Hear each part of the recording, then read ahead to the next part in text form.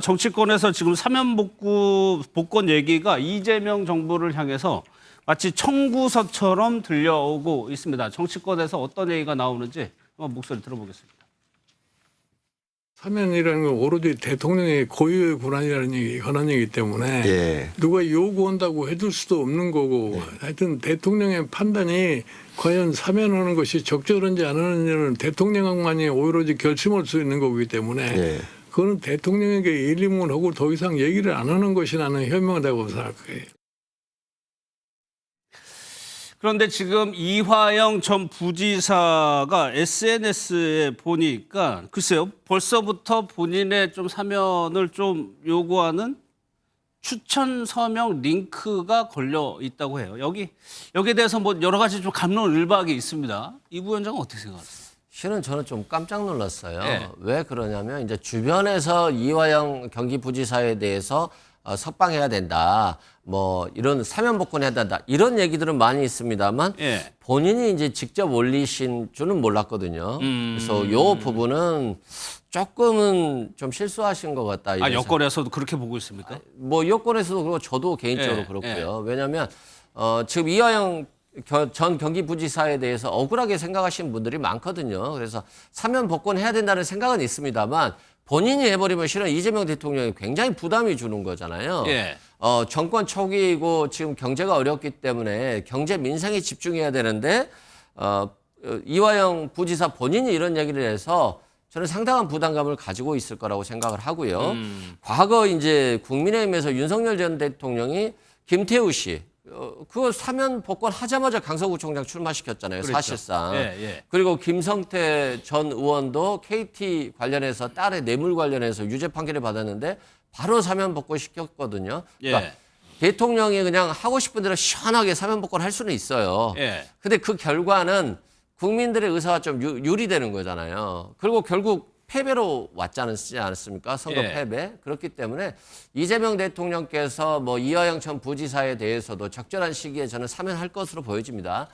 그럼에도 불구하고 지금 정권 초기에 굉장히 민생과 경제에 집중해서 강력하게 밀고 들어가야 되는 상황에서 예. 조금은 이화영 부지사가 조금은 좀 너무 빨리 이렇게 표현을 하지 않았나 싶어요. 예, 뭐 당연히 국민의힘에서도 비판을 쏟아내고 있고요. 또 한 명이 있죠. 조국 전 대표 사면 요구도 혁신당에서 계속 나오고 있습니다. 그 얘기까지 한번 들어보겠습니다.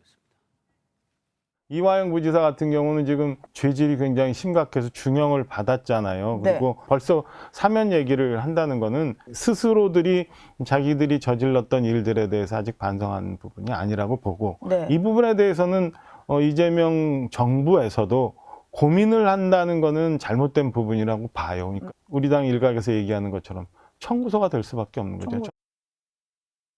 저희 당원들과 지지자들이 조국 대표님 빨리 보고 싶다라고 하는 거는 그냥 인지상정. 그렇게 했죠. 빨리 보고 싶다.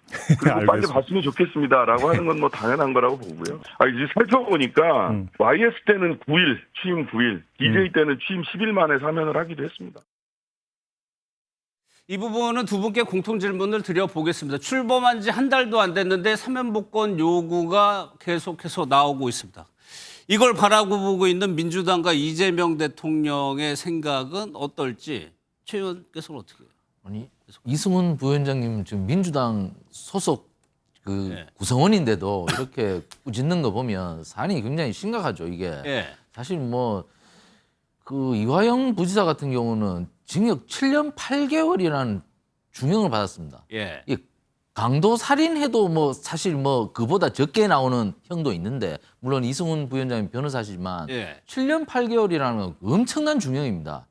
그런데도 이렇게 중형을 받으신 분이 정권 출범하자마자 나를 뭐 사면해달라는 취지로 말씀하시는 것은 이것은 대통령을 경기도지사 시절에 모시면서 그런 대북 송금 사건에 연루되게 한 것 자체도 굉장히 그 참모로서 잘못하신 것인데 그 잘못을 뉘우쳐야 함에도 불구하고 아직 뉘우치지 못하고 지금 대통령을 지금 끌고 들어가는 겁니다. 공범으로 이렇게 되면. 내가 당신을 위해서 이렇게 했는데 당신 대통령 됐다고 나 외면하면 안 돼. 이렇게 말하는 거지 않습니까? 이 대통령을 공범으로 끌고 들어가는 행위인데 이런 행위를 한다는 것은 사실 그 이해할 수 없는 처신이고 이렇게 되면 결국은 대통령이 정상적인 국정 수행을 할 수 있겠습니까? 예. 대통령께서도 사실 이 사건 때문에 지금 기소가 돼 있는 상태인데 그럼 임기 내내 저분한테 끌려 들어가야 될 판인데 예. 대통령께서 저분 사면을 만약에 하신다면 감당 못할 정치적 폭풍이 밀려올 수가 있다. 그러면 하나만 더요. 네. 오히려 이렇게 하는 것이 이재명 대통령의 발목을 더 잡을 수도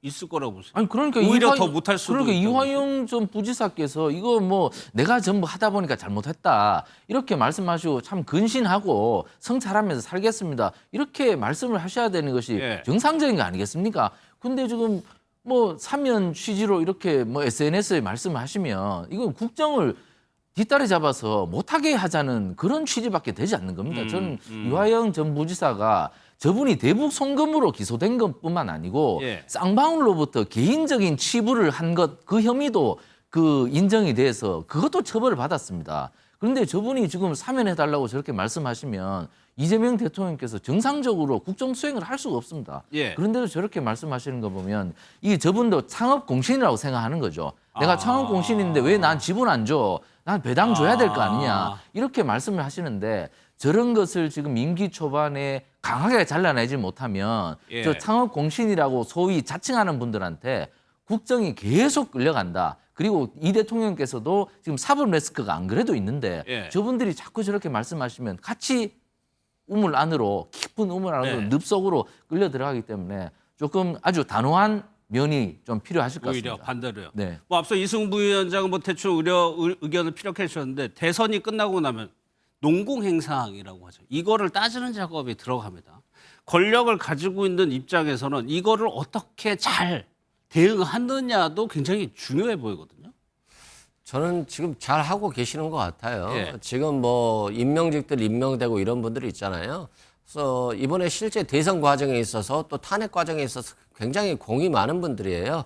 문제는 공이 많은 분들이 많은데 예. 경우에 따라 서운해하는 분들이 있을 수 있죠. 분명히 나오죠. 분명히 나오죠. 지금도 저도 이분 정말 꼭 임명됐으면 좋겠다 하는 분들이 몇 분 계시거든요. 예. 근데 자리는 한정돼 있기 때문에 조금 시간은 걸릴 것 같고 저는 조국 전 장관에 대해서는 좀 다른 생각을 갖고 있어요. 아무래도 검찰 독재를 종식시키고 윤석열 정부를 끌어내리고 정권 교체를 하는데 조국 혁신당이 상당히 많은 공헌을 세웠다라고 보고 있거든요. 그래서 조금 저는 조국 전 장관에 대해서는 좀 긍정적으로 그리고 너무 늦지 않는 선에서 국민의 의견들을 충분히 듣고 사면을 해주는 것이 결국에는 진보 진영이 단합되고 또 같이 뭉치는 그런 계기가 될 것으로 보여지고요. 실제 조국 전 장관 고생을 좀 많이 한 건 맞아요. 예, 검찰 예, 독재 과정에서 이제 딸 표창장 문제 하나 가지고 계속해서 파고 들어갔잖아요. 예. 그래서 뭐 조카도 동생도 부인도 다 구속됐었고 또 딸도 의사 자격증까지도 면회 박탈되면서 실은 고졸인가 됐을 거예요. 예. 어떻게 보면 한 가족이 도륙된 것이기 때문에 그분의 과도 있지만 공도 크다는 점에 있어서 조국 전 장관의 사면 문제는 좀 긍정적이고 신속하게 결정하는 것이 진보 진영에 도움이 되지 않을까 싶습니다. 다르게 보시는군요, 이 두 사람을.